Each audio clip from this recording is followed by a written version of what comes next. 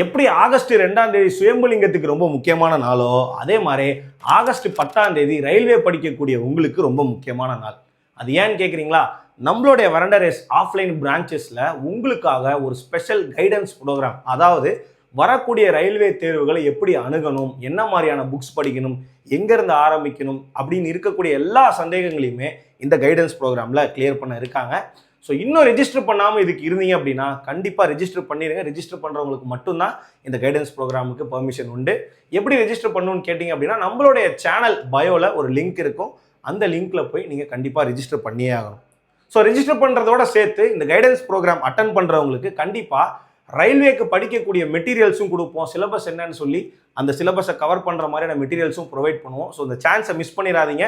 August 10ஆம் தேதி மனசில் ஞாபகம் வச்சுக்கோங்க, ரொம்பவே முக்கியமான நாள். All the best for the upcoming exams.